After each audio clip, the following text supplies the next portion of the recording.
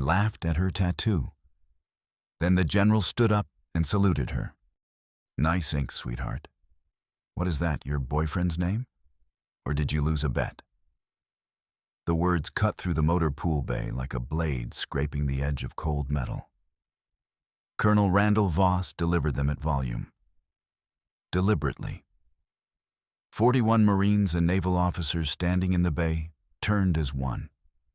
A maintenance crew paused mid-task, ratchet wrenches hanging loose in grease-blackened hands. The overhead fluorescents buzzed in the sudden hush. Somewhere near the vehicle bay doors, a chain rattled against concrete. The woman at the workbench didn't look up. Her name badge said Chen, L. Contractor. Government contractor, specifically, one of 3 assigned to the base's equipment audit this week, though the other 2 had been reassigned to Building 17 by noon on the first day. She'd stayed. She always stayed where the equipment was. Voss was 52, career Navy. His chest was a geography of service, 4 rows of ribbons above the left breast pocket. A command insignia. The silver eagles of a full colonel sitting heavy on his collar. He stood the way powerful men learn to stand when they've been obeyed without question for long enough. Arms crossed, feet shoulder-width apart, weight slightly forward. Like he owned not just this bay, but the entire Pacific Fleet, and was merely allowing them all to occupy it temporarily. His shadow fell across her workbench when he stepped closer. He made sure of that. The woman's name, not Chen, not the name on any badge, was Mara Solis. She was 31, 5'4" in boots, wiry and compact, in a way that suggested nothing about what she could do. Not visibly muscled. Not any specific kind of threatening. The kind of appearance that makes people do the math wrong, consistently, and pay for it later. Her uniform was contractor gray, regulation cut, no rank insignia, no unit patch, nothing that communicated what she was except what she appeared to be. Administrative, peripheral, probably here to count things and file a report.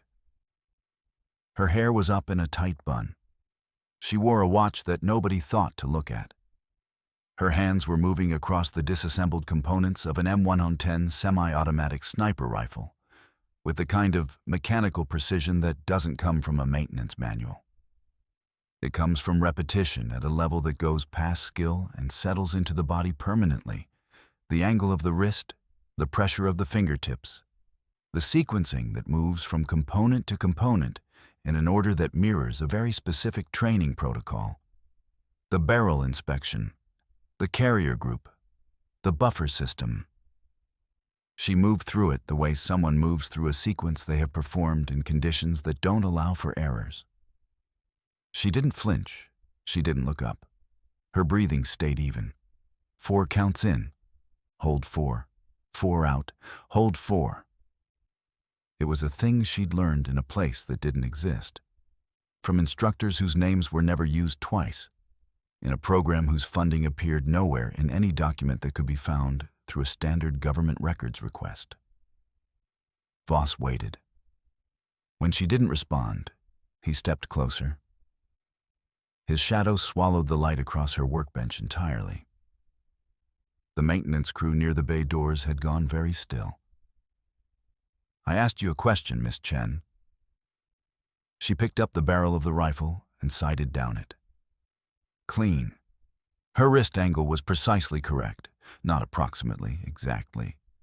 The way you only held it after thousands of repetitions in conditions most people in that room had never experienced.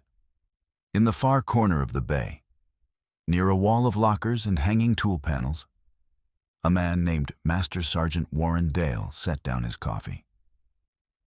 He was 61 years old, 34 years of service, the last 11 spent running equipment training at Pendleton before a knee reconstruction brought him to Coronado. He was there to assess the audit team's progress, a minor administrative function, the kind of assignment that goes to men whose institutional value is largely informal, who know things, who've seen things, who don't need to be told twice. He noticed the wrist angle. His pen stopped moving against his clipboard. "Higher than yours, sir," Mara said, still not looking up. "You just don't know it yet." The bay erupted. Not laughter exactly, more like a collective exhale that found itself accidentally amused. Someone near the vehicles made a sound they immediately tried to suppress. Voss's jaw tightened. A vein moved along his temple. "Is that so?" It wasn't a question. She set the barrel down, picked up the receiver, began her inspection. "Yes, sir." He stared at her for a long moment. The silence was the kind that invites everyone else to make a calculation about their own career. Then he turned. "Somebody find out who authorized this contractor's access to Class 3 equipment." He walked away like a man storing something for later. In the corner, Warrendale looked at the tattoo on her forearm, just visible beneath the rolled cuff of her sleeve. It had peeked out when she reached for the barrel, an eagle with its wings folded to its body, descending, sharp and compact. Beneath it, 3 capital letters in a font that didn't exist in any public catalog. He'd seen that mark once before, 12 years ago. A file he wasn't supposed to read, passed to him by a man who was dead 6 months later. His face showed nothing, but his pen didn't move again for a long time. The mockery hit mess hall channels by 1400. Colonel Voss shut down a contractor girl this morning. She talked back, was hilarious.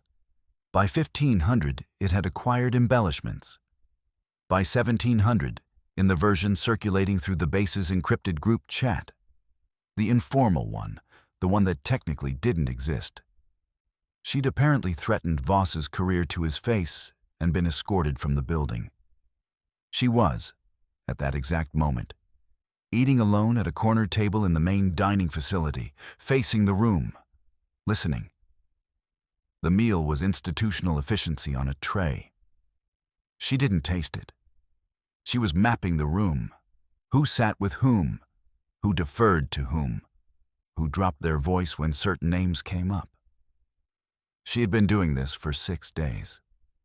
The picture was nearly complete. She already knew the name she was looking for.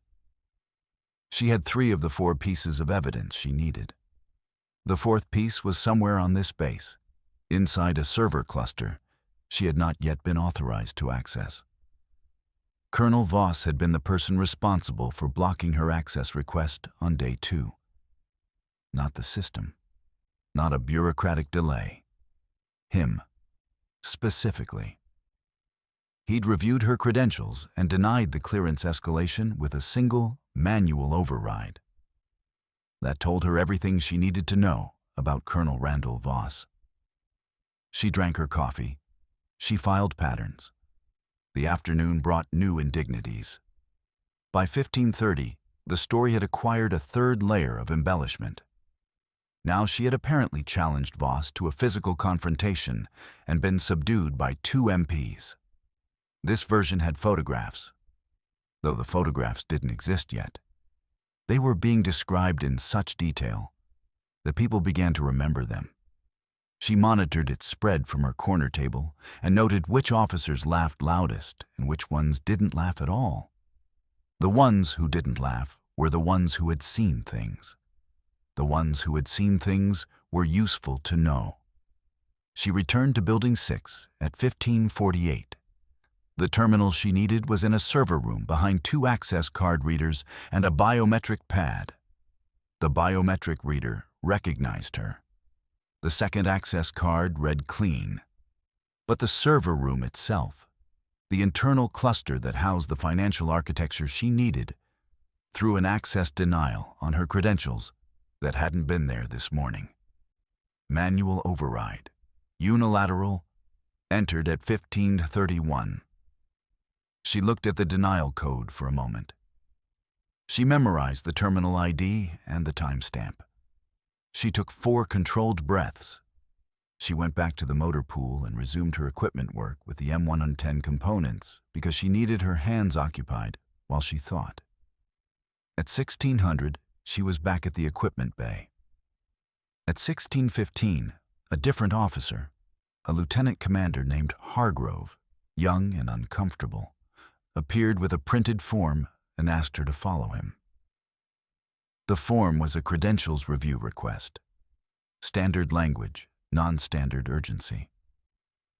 "Right behind you," she said.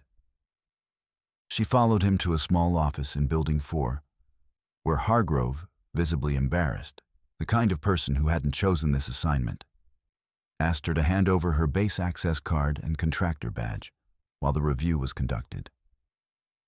She placed both on the desk, folded her hands in her lap. "For the record," Hargrove said, reading from a prepared list of questions, "can you confirm your employer and contracting agency?" "Federal Systems Integration Group, contract reference Delta November 7. "And your purpose at this installation?" "Equipment audit, Class 3 hardware, Building 6 and 9. Also some work in the motor pool." Hargrove wrote something down. "There seems to be a discrepancy in your authorization level relative to the access you've been requesting." "I'm aware of the discrepancy." He looked up. "You are?" "The access I require is classified above the level visible in my contractor file. That's by design." Hargrove blinked, wrote something else. "We'll need to verify that." "You'll find it's not verifiable at your level, sir. That's also by design." He left the room 3 times. He came back more uncomfortable each time. On the third return, a major named Pruitt came with him. Older, harder, the kind of man who'd decided somewhere in his 40s that the world had a correct order to it and his job was to enforce it. Pruitt sat, folded his hands, looked at her for a long moment with the professional skepticism of a man who had interrogated people before and believed himself very good at it. The kind of silence that makes people check exits. She didn't check exits. "You understand," he said, "that falsifying credentials on a federal installation is a serious offense?" "Yes, sir." "And that accessing Class 3 hardware under fraudulent authorization is a matter for NCIS?" "Yes, sir." "Then you won't mind explaining to me," he leaned forward, "why a government contractor is inputting Class 1 authentication codes." She met his eyes. "I don't know what you're referring to." It was the first thing she'd said that wasn't entirely accurate. She'd input those codes in under 12 seconds on day 1, standing at the terminal in Building 6, believing herself alone. Most operators, real operators, needed 4 minutes minimum. The authentication sequence was 17 characters with 2 rotating variables keyed to a classified server cluster. You either knew it or you didn't. And you couldn't fake knowing it. And the only people who knew it without a written reference card were people who had worked inside the programs the cluster served. She hadn't been alone. Warren Dale had been at the terminal 3 stations down, processing routine logistics. And when he'd heard the cadence of her keystrokes, 17 characters in under 12 seconds without hesitation or backspacing, he'd looked over the top of his monitor and watched her hands complete the sequence and continue without acknowledgement. He'd written nothing down. He'd returned to his own screen, but he'd started watching. That was 6 days ago. Since then, he'd watched her hold the barrel of the M110 with the grip of someone who'd qualified expert at ranges most people on this base didn't know existed. He'd watched her identify the rank of a lieutenant commander who'd entered the bay from behind her. She'd known before turning, before seeing his collar insignia, from the pace and authority of his footsteps alone. He'd watched the scar on her left forearm that had appeared once when her sleeve pulled back. Not clean, not surgical. The jagged, irregular geography of shrapnel at close range. The kind that meant she'd been close enough to something detonating to carry it in her skin forever afterward. He'd stopped betting against his own read of things around day 3. Today, watching Hargrove escort her down the corridor with her contractor badge and access card in a Ziploc bag, he'd felt the specific dread of a man who understands that a serious mistake is occurring and cannot yet prove it to anyone with the authority to stop it. Pruitt sat back. "Right," he stood. "You'll remain here while we complete verification. Shouldn't be long." He looked at her badge on the desk. "Welcome to protective custody, Miss Chen." She watched him close the door. She listened to the footsteps recede down the hall. She breathed. 4 in, hold 4, 4 out, hold 4. In the corridor outside, Master Sergeant Warren Dale had just happened to be walking past Building 4. He'd paused at the corner. He'd heard the last part of the exchange through the partially open ventilation window above the door. He walked away slowly. He pulled out his personal phone. He dialed a number he had memorized 12 years ago and never written down and never used until this moment. It rang 4 times. Then a voice answered. Not with a greeting, just silence. The kind that says, "Speak." "It's Dale," he said. "I think you have someone on a burn-op at Coronado.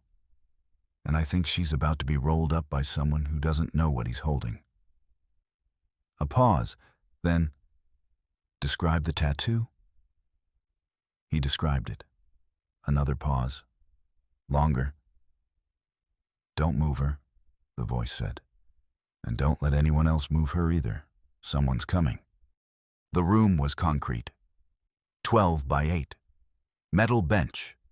A window near the ceiling, horizontal slit, showing nothing but sky. The smell of industrial disinfectant failing to cover something older and damper underneath. A camera mounted in the corner with a recording light that glowed steady red. This is the near-fail moment. The point where anyone watching from the outside would think she's finished. Caught. Game over. Credentials pulled, access revoked, sitting in a room that has a lock on the outside. Except games have rules, and she had been playing a different game from the moment she accepted this assignment. And they had never, not once, seen the board. Her watch read 1839, military time. The watch itself was unremarkable. Black face, rubber strap, the kind you could buy at any base exchange. Nobody had thought to take it. They had taken her badge, her access card, her contractor phone, and a portable drive from her jacket pocket. They had not taken the watch.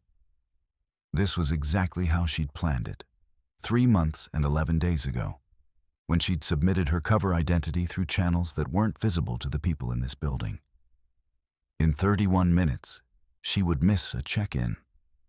In 73 minutes, the automated protocol she'd filed under Case Reference 4 Alpha November would activate with the Joint Interagency Task Force, West. The protocol was self-executing. It required no action on her part. It only required her silence for 72 minutes. In approximately 4 hours, Colonel Randall Voss was going to learn the difference between institutional rank and federal authority. She sat on the metal bench. She breathed. She thought about a photograph she'd seen once, in a file that was not supposed to exist, of a forward operating base in Kandahar province. 7 operators. 6 of them she'd known by name, by voice, by the specific way they moved in low-light environments. All 6 were dead now. Officially, a helicopter mechanical failure. Unofficially, there was no unofficial, because the investigation had been closed before it properly opened, by a man whose name appeared on financial records that Mara Solis had spent the better part of 3 years reconstructing. She was not here for an equipment audit. She had never been here for an equipment audit. Outside the door, she heard footsteps. 2 people. Stopping. a low exchange of voices she couldn't fully parse. Then one set of footsteps retreating and one lingering. Then quietly, "I'm going to ask you something, and I need you to trust that I'm asking it carefully." She recognized the voice. Dale, the man from the corner of the motor pool. "Ask," she said. "The tactical breathing, the grip on the M110, the authentication codes." A pause. "And that tattoo. That's a JSOC designation, unit level, above anything that gets on a contractor badge." She said nothing. "I have 34 years, Dale said. Quiet, measured. "I've seen 4 operators in my career with that mark. All 4 of them were officially dead." Another pause. "If I'm right about what I think is happening in there, and if I'm right about who's behind what you're actually investigating, then you need to know that someone with my exact clearance level has been keeping a file for 11 years and has been waiting for someone with the actual authority to do something with it." The hallway outside was very quiet. "The guard changes at 2000, he said. "New shift doesn't know the situation. There'll be a gap." "I don't need a gap," she said. "I need 43 more minutes." A long silence. Then, "All right." His footsteps moved away. Slow. Deliberate. The kind of man who'd made a choice and was at peace with it. The first crack appeared in the anteroom outside Building 4 at 1907. Voss was there with Pruitt and Hargrove, reviewing the verification documents that had come back from the credentialing office. Incomplete. The system kept returning a code that none of them recognized, not a standard denial, not a standard approval, but a hold status with a classification marker that Hargrove, who knew the system well, had never encountered before. "That code," Hargrove said slowly. "I think that means the file is flagged at a level we can't." "Run it again," Voss said. "Colonel, I've run it 3 times. It keeps returning the same." Warren Dale walked into the anteroom from the hallway. They stopped just inside the door. He looked at Voss. He said, quietly, precisely, with the specific weight of a man who had decided this was the moment. "Sir, I would be very careful about what happens to the person in that room." Voss turned. "Master Sergeant, this is not your assignment." "No, sir, it isn't." Dale held his eyes. "I'm offering professional advice." "Noted. Dismissed." Dale didn't move for a fraction of a second longer than was comfortable. Then he left. Voss turned back to Hargrove. "Get NCIS on the—" He stopped. Through the glass doors of Building 4's main entrance, visible across the corridor and the short access road beyond, 3 black vehicles were pulling through the base's vehicle checkpoint. Not standard transport. Command birds, black Chevy Suburbans with government plates, moving with a purpose that suggested their passengers did not require appointments. Hargrove and Pruitt both turned to look. Voss's face did something. Just for a heartbeat. Then it was gone. The vehicles stopped outside Building 4. The doors opened. The men who got out moved with the specific unhurried urgency of people who had authority so far above the level of this installation that the concept of urgency no longer applied to them the way it applied to others. 4 of them were in full service dress. Not dress uniforms for ceremony, service dress for function, the kind you wear when you represent something institutional and want everyone to know it immediately. One was in civilian clothes, dark suit, federal badge on a lanyard, a particular kind of stillness that announced his agency without requiring it to be named. Behind them, visible for just a moment before the vehicles blocked the line of sight, a staff car with flags on the front fender. Brigadier General's flags, then a 2-star set, then a 3rd vehicle, 3 stars. Voss's face went the color of old cement. They came through the building's main entrance with purpose. The civilian, the federal agent, led.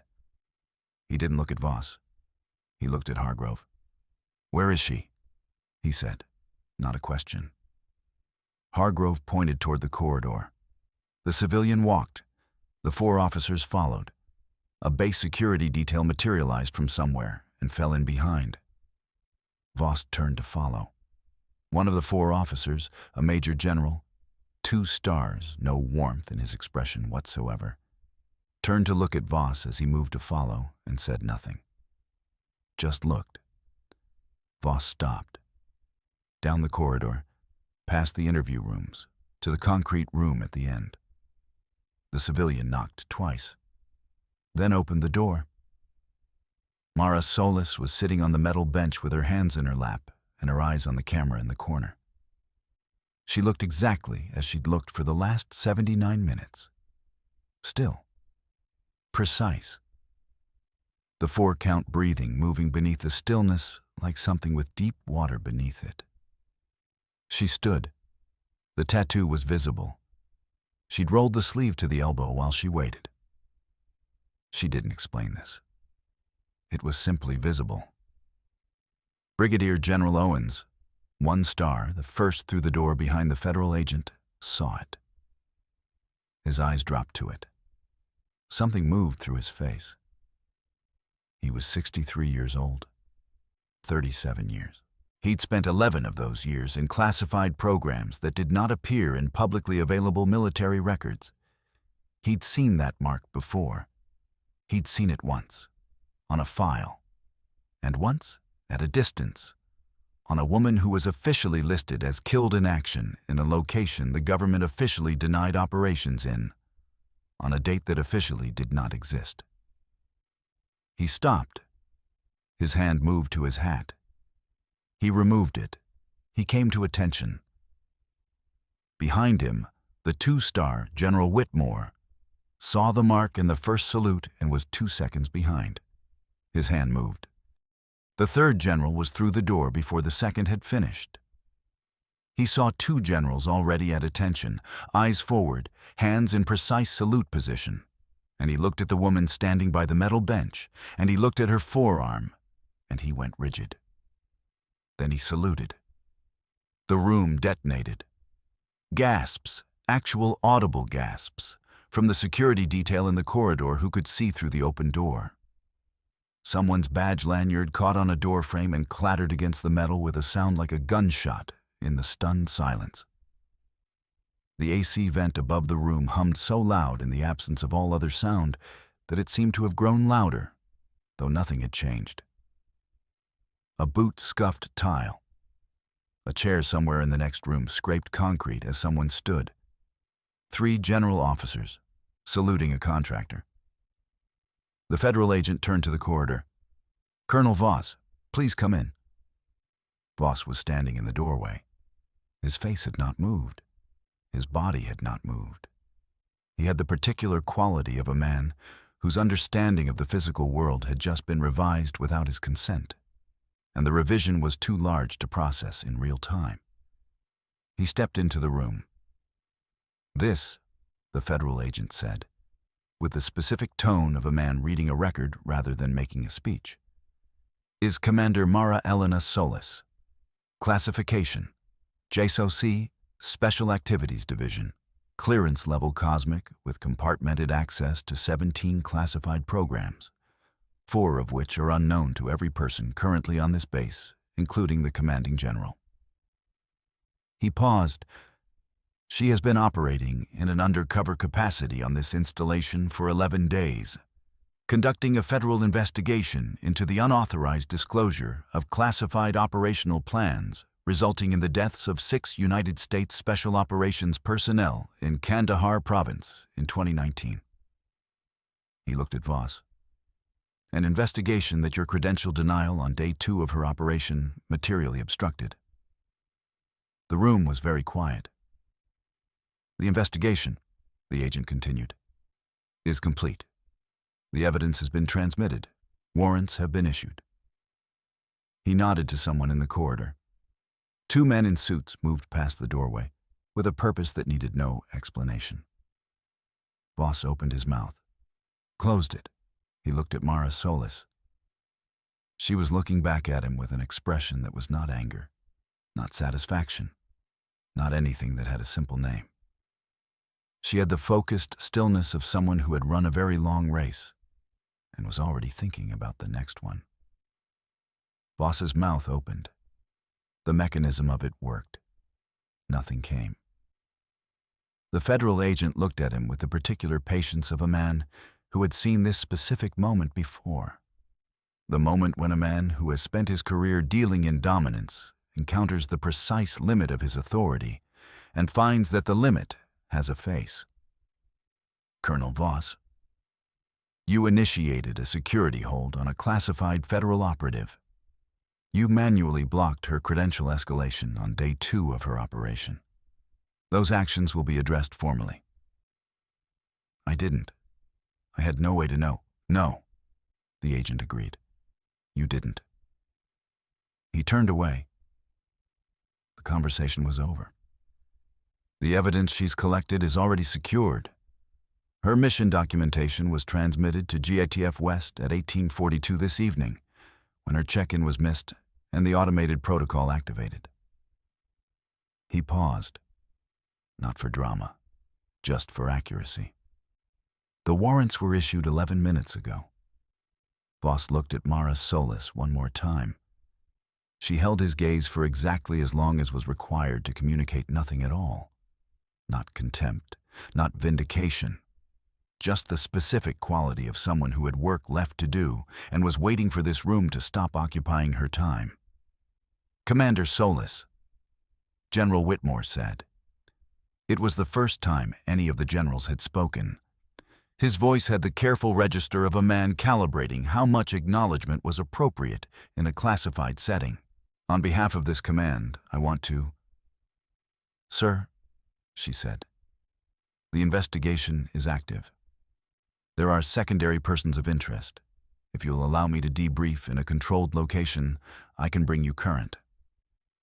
He looked at her for a moment. Then he nodded. She moved toward the door. She stopped beside Warren Dale, who was standing just outside in the corridor with his clipboard and his 34 years and his face that wasn't giving much away. She looked at him. 11 years is a long time to keep a file, she said. Some things are worth keeping. She held his eyes. Then she gave him the smallest nod. Precise, intentional. The kind that means something specific between people who understand what it costs. He came to attention without being asked. No salute. His hand simply moved to his chest. She walked down the corridor. Behind her, in the small concrete room, Major General Whitmore turned to look at Voss.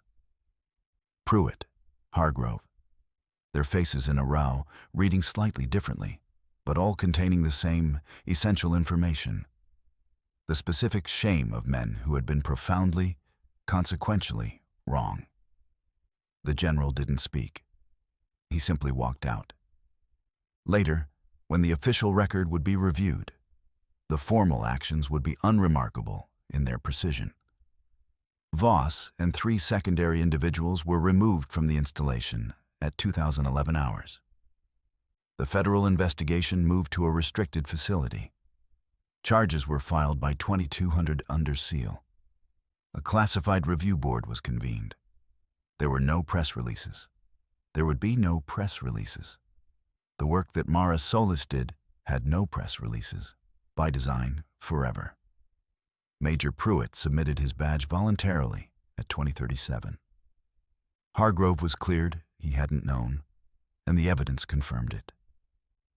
A 4th man, a civilian contractor in Building 9, was taken from his quarters at 2108 and did not return to them. Justice isn't loud. It's institutional, and it arrives on its own schedule, and it tends to look like paperwork. Who else is watching this and thinking about how many people walk past the quiet ones without seeing them? About how many times the person they underestimated turned out to be the only person in the room who actually knew what was happening. Mara Solis stood on the walkway outside the administration building at 2047, facing west, watching the Pacific absorb what was left of the sunset. Orange and deep rose above the waterline. purple building behind it. The Hawaiian dusk moved fast. You could watch the color change if you paid attention. Her watch read 2047. She gave herself 4 minutes. They laughed at her tattoo. They forgot that Mark was already a warrant for everyone on her list. Below her on the access road, vehicles were moving. Quiet and efficient and entirely final. Pruitt in one, Voss in another, sitting in the back with his hands loose in his lap, looking through the tinted glass at nothing in particular. He'd stopped being theatrical somewhere around the moment the third general saluted. What was left wasn't anger. It was the specific quiet of a man who understood, with total clarity, that the game was over and had been over for much longer than he'd known. She watched the vehicles until they turned through the gate.